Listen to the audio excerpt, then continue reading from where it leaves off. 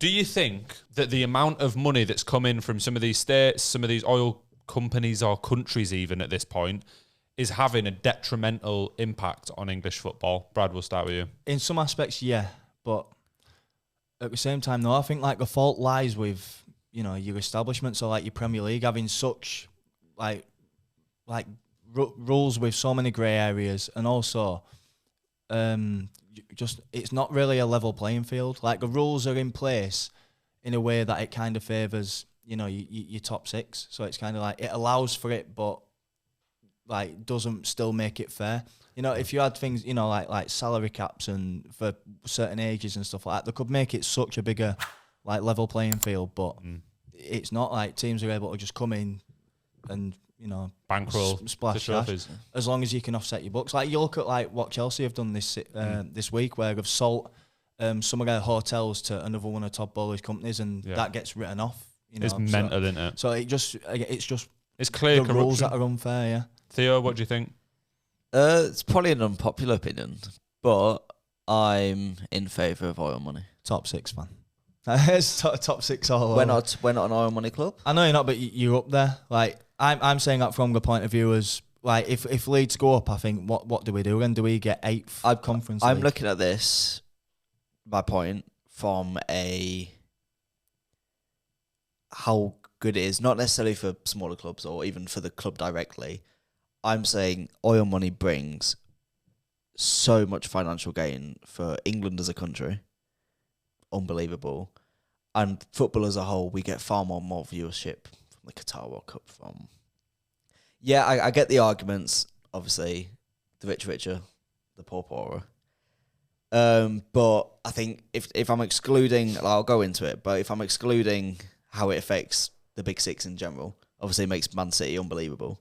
If I'm excluding that, the stuff oil money has done for the UK is unreal. Yeah, but you're just looking at it from more of a business standpoint in terms of like, look at what's happening around the Etihad and the developments around the stadium and stuff, and what's going to happen. Huh? That's who I am. I like it. Well, yeah, true, but also like what's going to happen in Newcastle. But bar that, overall, right, the developments around the Etihad are great, right, and it makes the city a better place. But does it when ticket prices keep going up and there's more seats allocated in the stadium for tourist fans or different experiences, which means everyday people can't go as much or can't afford to go as much? Like, they're doing nice things in some ways, but in other ways not at all.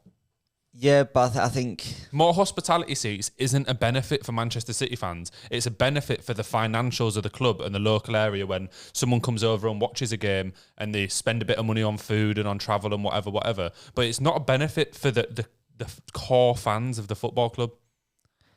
I get that, and I do agree. I think football should be for the fans, absolutely. But you've also got to realise from the perspective of a businessman, like if you're owning Man City, if you're getting told you can earn hundreds of thousands of pounds more a season, you're going to take that opportunity. Yeah, I mean, I get why footballers would play there, but it's a case of how it kills football, though. Like, you look at where it's come from and where it is now, just in my time, and like where it's going to go. Like, at what point do you stop and think, oh shit, what about the game? Like, what about football? Like you say, we're building up all this, this whole village around, and there's going to be food and, cheerleaders and fireworks. And what about the game of football? You know what I mean? Like the atmosphere as a match day goer. Like, if even Birmingham are looking to, get this like new stadium, it's going to cost £3 billion or whatever it is. Like, it's a case of how far do you go to be the best experience? It's going to become where it's all about the experience, and then. No. What about, the match on the pitch? And I think that's going to get lost also on my last point about fans, because people who go for the overall experience, and it's not going to be people who want to go week in, week out. And that's what football at the end of the day is built on. Even if it's just people who watch it every week, if it's just people who want to kind of be involved when someone's winning something, when everything's looking flashy and new, it'll lose some of its magic. Like, especially when you look down the football pyramid, and I think this is one of the biggest things that worries me. If you're a kid growing up today, it must be so hard when you see every season Arsenal, Manchester United, Manchester City, Chelsea spending 200-300 million on players, and your club's getting 5,000 fans a week at the bottom of League One. You're never going to choose to support that team. And the English football pyramid, they say, oh, well, the other team's going to get more investment and end up with better TV deals, and, players go on loan, and there is some benefits, but there isn't if there's no one new supporting those clubs, because the other clubs are just blowing everyone out the water. Even the bottom half Premier League clubs, like I'd imagine a lot of kids now that grow up in London and would have supported a Fulham or a Palace, unless the parents are like really on them, they probably will end up just supporting Arsenal or Chelsea. Yeah. It's a great point. Just out of curiosity, you two both have season tickets at Leeds. Not a season ticket, no, but I go very often, yeah. How much do you spend for a season ticket each year? Well, this year it was about 800 quid. 800 quid. So at Arsenal, it's 1,200. So if I said to you, are you willing to spend another 400 quid? But at that point, Leeds are a Champions League team who are fighting for the title. And would you spend 400 quid more to watch that? Yeah, I would. But my point is, because they're at that level and they're getting all that money, better TV deals, better trophy money when they win a trophy, better competition money, why would I? Like, from a club point of view, they make fuck all off season ticket holders. Think about it. Even if out of what is the Emirates, probably like 30k season ticket holders at £1,200 a season ticket. That's fuck all. Yeah, I think that's done and dusted at the beginning of season. Yeah, it's what you earn like week on week, month on month. Yeah. Like the regular match day goes. Like, it's not. We're looking at it as well from like the business and like growth of a club. But for me, it's like the perfect point that you touched on, Joy, is like what it does to people coming into the game. Like, how many clubs like are going to die off in the future from, like, look at like London's the perfect example. You've got like, Arsenal, Chelsea, Tottenham, whatever, like West Ham. West Ham.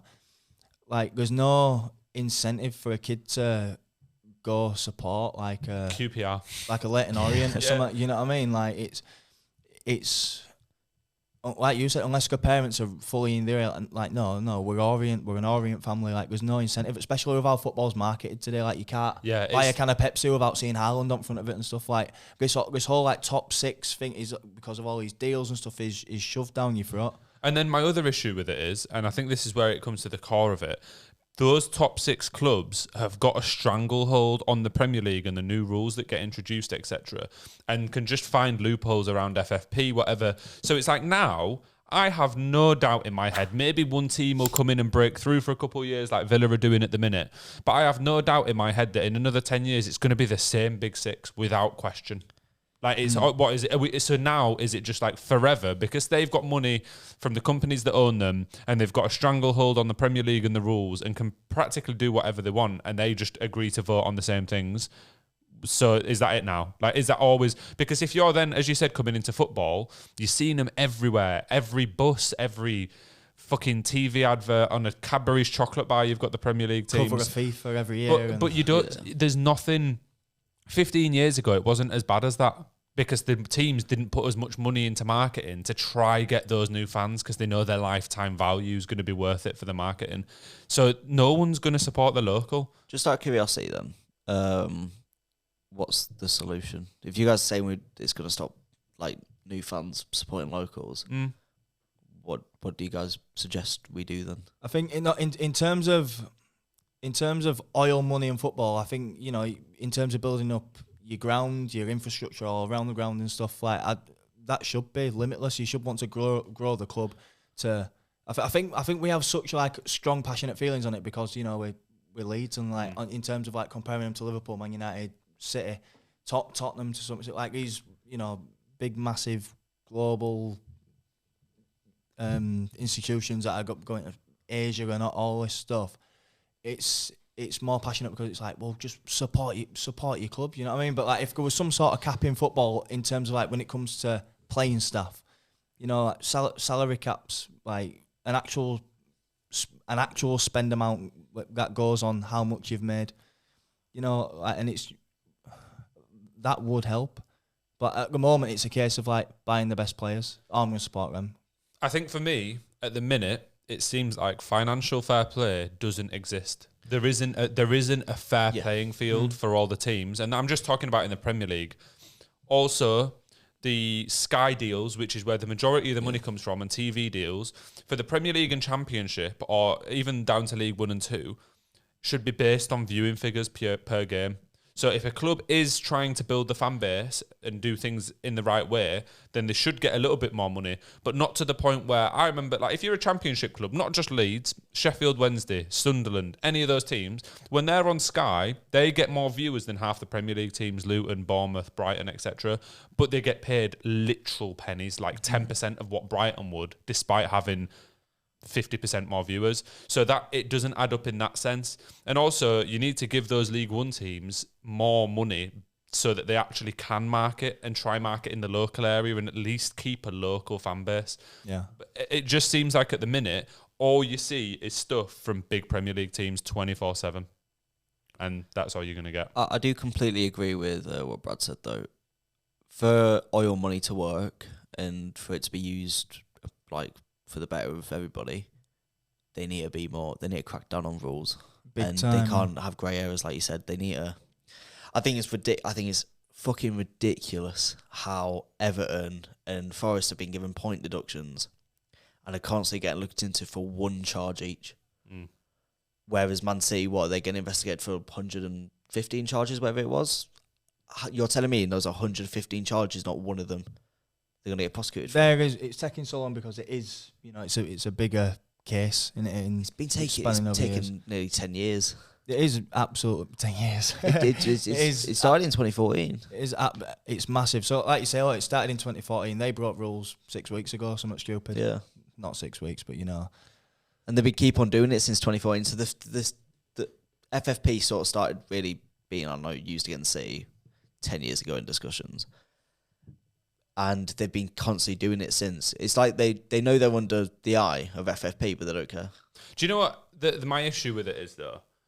Not only has it been going on for so long, but it's been propelled by other things where it's like, when you look at the locations of the last couple of World Cups, like Russia and Qatar, both of them, since been announced, it's been found out that there was corruption within FIFA, which led to the awarding of those countries getting the World Cup. So if there's literal corruption that's known about, awarding the biggest competition in football to countries that didn't deserve it based on sporting merit or any type of sporting thing around football, then how can you expect... Because the FIFA is the biggest footballing organisation in the world. They should be the headquarters. Yeah, they should be headquarters of leading by example, and they're the ones that are fucking it up just as much as everyone else. And then they're also allowing these countries to then, when the World Cup is there, especially with the Qatar one, maybe Russia might have tried it a little bit. I was a bit younger then, so I didn't look into it as much. A lot of sports washing going down, pretending like the country's really good, letting people drink alcohol there when most of the time you can't, covering up stuff about people being injured and dying in awful conditions. Yeah, Qatar was awful. Yeah, so if there's the biggest football organisation in the world is letting that happen under their watch, what can we expect from the Premier League? And I think for everyday people that love football, it's going to get to a really sad state where, because I feel a bit disconnected when I pulled the stat up. In the last 5 years in the Premier League, there's been 5.5 billion net spend. So that's discounting the amount that teams have brought in. 5.5 billion is not even a real number in my head. I can't comprehend how big that actually is.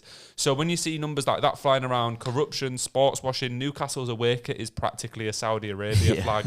Like, no, but it's mental. And then all the Geordies love Saudi Arabia, but you don't, mate. If you went there and acted like how you act in Newcastle, you'd get stoned to death. I know, yeah. So it's like, I don't know where you draw the line. I do think I think we need to take into account, though, the Qatar and Russia being picked. It got picked 2010, I think it was. That's when it got announced.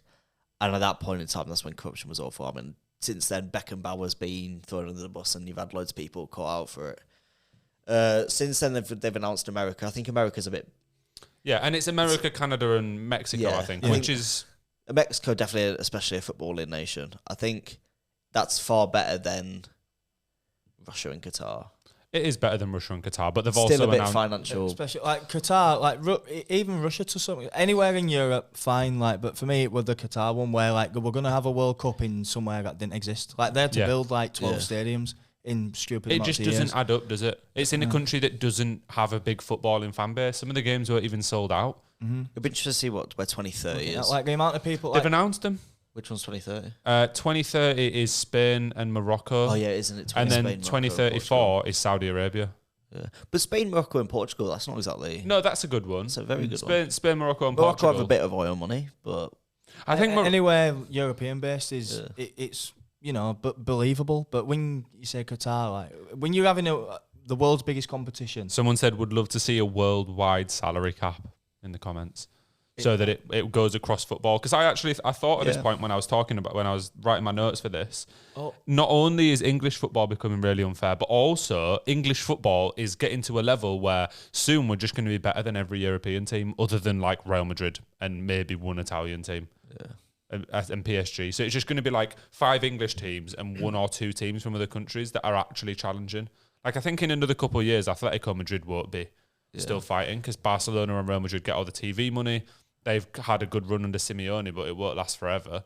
I think that the level to which the Premier League has grown in comparison to the other leagues is also going to be a negative, and it is for the same reason, because it's had a stupid amount of investment.